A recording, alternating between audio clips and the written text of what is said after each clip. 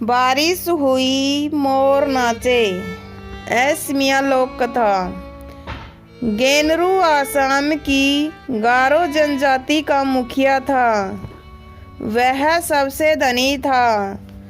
जनजाति के लोग उसे बहुत मानते थे।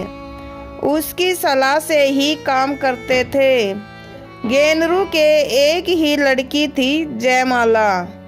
जितनी सुंदर उतनी ही गुणी। नृत्य में तो उससे कोई मुकाबला ही नहीं कर सकता था। कई युवक उससे विवाह करने चाहते थे, पर जयमाला ने अपने प्रेमी से ही विवाह किया। दोनों नृत्य के मुकाबले में मिले थे और तभी विवाह करने का निश्चय किया। गारो जनजाति की रीति अनुसार लड़की ही माता पिता के परिवार का वारिस होती है और विवाह के बाद लड़की का पति लड़की के घर आकर उसके परिवार के साथ रहता है। जयमाला का पति भी जयमाला के घर में आकर रहने लगा। माता पिता अब बूढ़े होने लगे थे।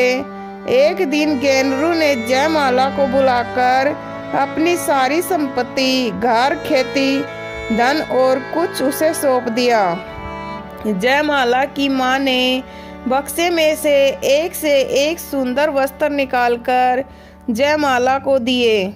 अंत में कुछ मंत्र सा बोलकर एक रेशम और जरी के तारों से बुनी तथा नीले और हरे जवाहरात से जड़ी उतारिया या ओढ़नी निकाली।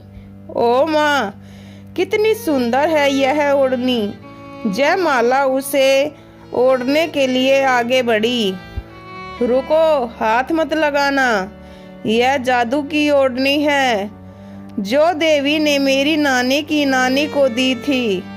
तब से यह हमारे परिवार में है। इसे संभाल कर रखना। कभी भी मंत्र का उच्चारण किए बिना इसे हाथ मत लगाना, नहीं तो अनर्थ हो जाएगा। और माँ ने जयमाला को मंत्र सिखाया। मंत्र सीखकर जयमाला ने ओढ़नी ओढ़ी। जयमाला पहले से भी सुंदर लगने लगी। कुछ ही दिन बाद जयमाला के माता पिता का निधन हो गया। जयमाला उदास हो गई। उसका पति उसे खुश रखने का प्रयत्न करता, हर समय उसके साथ रहता।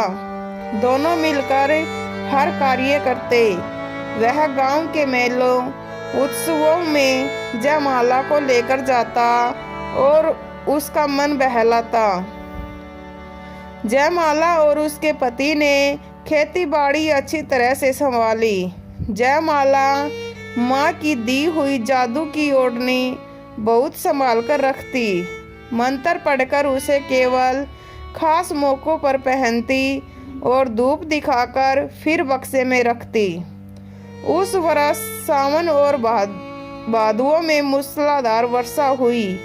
कई दिन तक लगातार वर्षा होती रही। एक दिन अच्छी धूप निकली।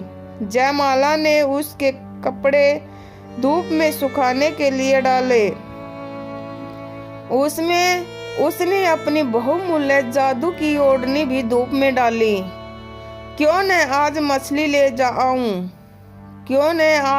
ले आऊं, बहुत दिन हुए मछली खाएं। सोचकर जयमाला टोकरी और जाल लेकर झींगा मछली पकड़ने नदी पर गई। जाने से पहले उसने पति को बताए, चाहे कितनी भी गीली हो जाए, ओढ़नी को हाथ मत लगाना। पर वह बताना भूल गई कि वह ओढ़नी जादू की है। न ही उसने पति को आवश्यक मंत्र सिखाया। उसने सोचा कड़ी धूप है, वह जल्दी से थोड़ी सी मछलियां लेकर लौट आएगी और ओढ़नी तथा अन्य कपड़े उठा लेगी। अभी जयमाला ने कुछ ही मछलियां पकड़ी थी कि देखते देखते आकाश काले बादलों से ढक गए। बादल की गड़गड़ाहट और बिजली की कड़कड़ाहट में पानी बरसने लगा। जयमाला के पति ने देखा कपड़े गीले हो रहे हैं। उसने जयमाला को आवाज़ दी, पर बादलों और बिजलियों के शोर में जयमाला को कैसे सुनाई देता। इधर जयमाला जल्दी जल्दी वापस आ रही थी, परंतु इससे पहले कि वह पहुंचती, जयमाला के पति ने सोचा कि इतनी सुंदर ओढ़नी जो जयमाला को बहुत प्यारी है, भीग रही है, खराब हो जाएगी। उसने उसे उठाने के लिए जैसे ही हाथ लगाया, ओढ़नी उसके बदन से चिपक गई। आहिस्ते उसका शरीर बदलने लगा। अब उसका शरीर पक्षी के शरीर में बदलने लगा। उसके रंग बिखरने, पंख निकलने लगे थे। जयमाला वहां पहुंची। पति के शरीर को पक्षी के शरीर में बदलते देखकर वह रोने लगी। अपने दुख में वह मंत्र बोलना भूल गई। उसने पति के शरीर से लिपटी ओढ़नी खींचनी चाही। ओढ़नी को हाथ लगते ही उसका शरीर भी बदलने लगा, पर उसके पक्षी शरीर में पंख कम निकले, क्योंकि ओढ़नी का सारा रेशम तथा नीले हरे जवाहरात पक्षी का शरीर बने पति के पंखों में बदल गए थे। जयमाला के हिस्से में कम या ना के बराबर पंख आए। जो आए वे पति के पंखों जैसे सुंदर और चमकीले नहीं थे। हरे नीले चमकीले पंखों वाला उसका पति मोर बन गया और जयमाला बनी कम पंखों वाली मोरनी।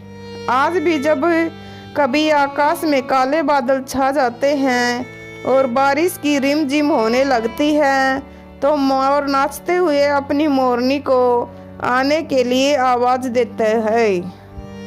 Thank you.